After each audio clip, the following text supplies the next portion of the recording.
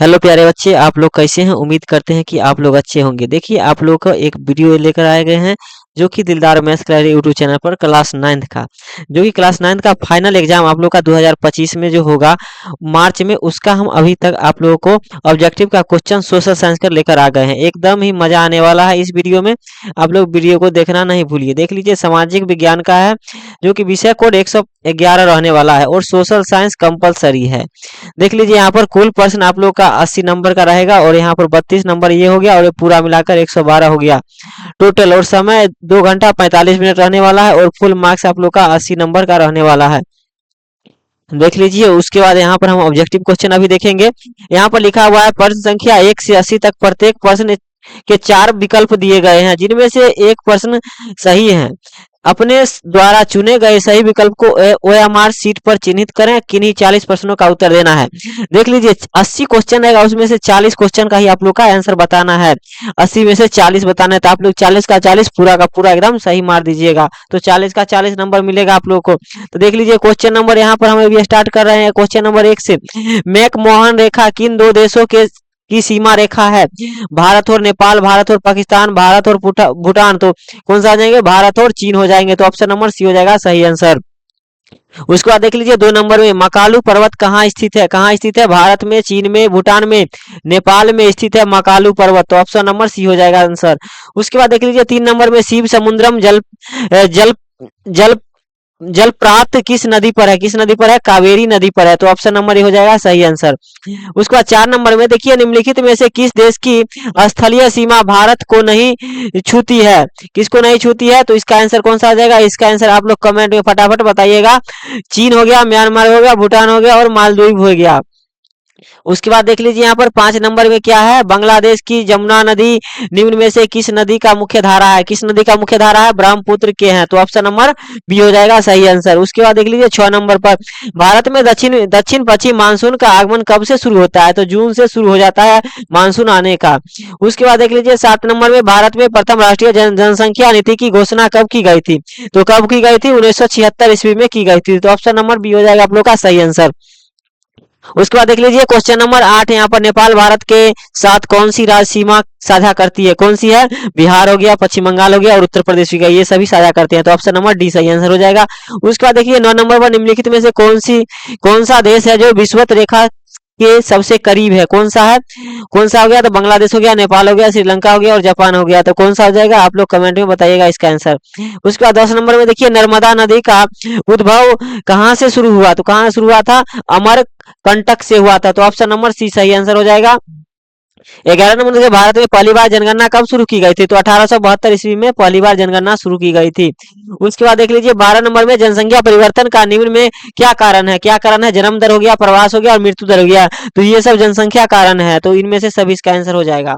उसके बाद देख लीजिए, 13 नंबर में निम्नलिखित में से कौन से किस राज्य के से होकर गुजरती है? त्रिपुरा हो जाएगा, इसका आंसर कौन सा हो जाएगा? त्रिपुरा हो जाएगा, ऑप्शन नंबर सी हो जाएगा सही आंसर। 14 नंबर में देखिए, राजस्थान के मरुस्थलीय भाग से होकर बहने वाली नदी कौन सा है? कौन सा है? लूनी नदी है, जो कि मरुस्थलीय भाग से होकर गुजरती है राजस्थान में। उसके बाद देख लीजिए, अगला यहाँ पर 15 नंबर में नीलगिरी संरक्षित जैव मंडल कहाँ स्थित है? कहाँ स्थित है? तमिलनाडु में स्थित है ये, तो ऑप्शन नंबर ए सही आंसर हो जाएगा। और 16 नंबर में देखिए, 2 नदियों के बीच की भूमि को क्या कहते हैं? क्या कहते हैं? दोआब कहते हैं। क्या कहते हैं? दोआब, ऑप्शन नंबर सी सही आंसर हो जाएगा। 17 नंबर में भूटान के लगभग कितने प्रतिशत क्षेत्र पर वनों का विस्तार है? 70% वनों का विस्तार है भूटान में लगभग।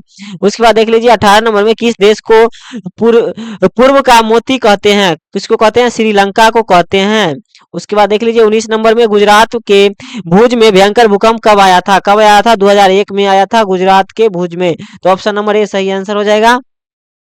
15 नंबर में यहाँ पर देख लीजिए, 15 16 हो गया, यहाँ पर देख लीजिए 18, यहाँ 19 नंबर भी हो गया। अगला क्वेश्चन नंबर देखिए 20 नंबर, निम्नलिखित में से क्या मानव मानव मानव की आपदा है?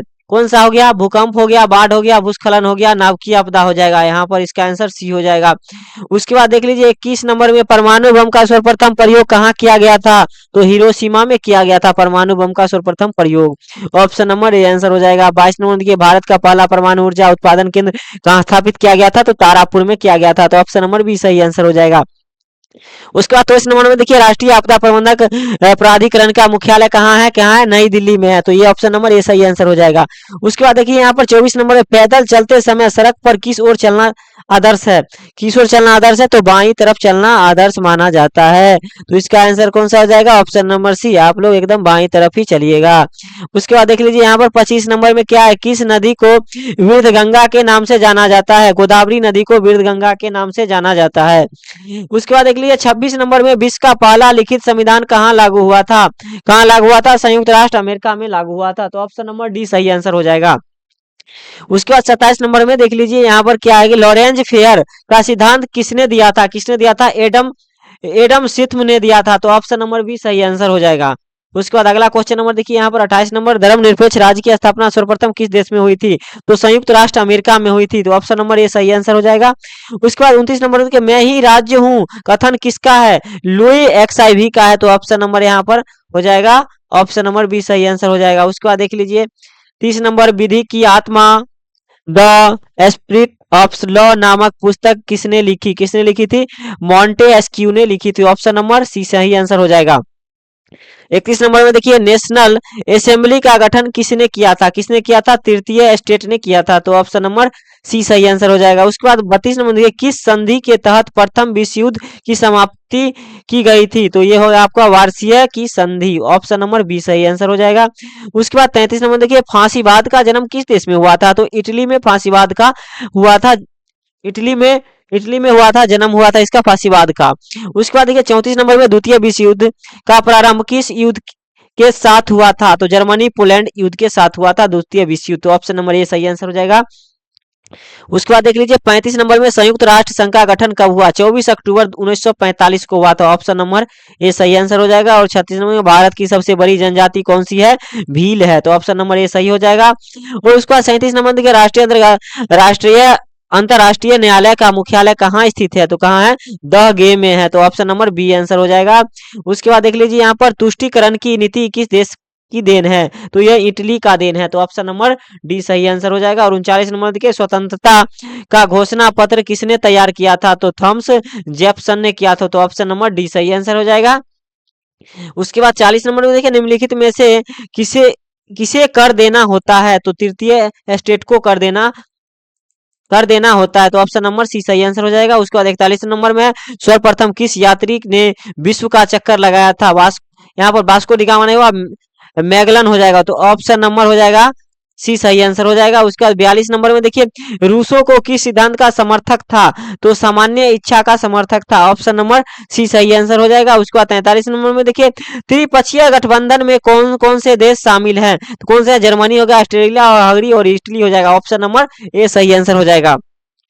उसके बाद 44 नंबर में द्वितीय विश्व युद्ध में किस देश के पराजय हुई थी, तो किसकी पराजय हुई थी, तो जर्मनी की हुई थी। ऑप्शन नंबर आप लोग का बी सही आंसर हो जाएगा।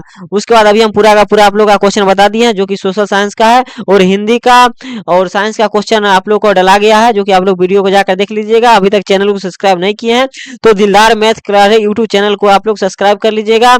और जो भी लोग संतोष सर से पढ़ना चाहते होंगे वो आप लोग को ऑफलाइन क्लास चलाते हैं सर, वो जो कि उनका क्लास कोचिंग का नाम है, आप लोग को बता देते हैं कि न्यू आप लोग को न्यू क्या है, माँ गायत्री क्लासेस है, जो कि संतोष सर का ऑफलाइन कोचिंग चलता है। आप लोग इसको विजिट कीजिए और यहाँ पर डेमो क्लास एकदम 15 दिन का फ्री कर दिए हैं सर जी, आकर मिलिए और इनसे पढ़िए।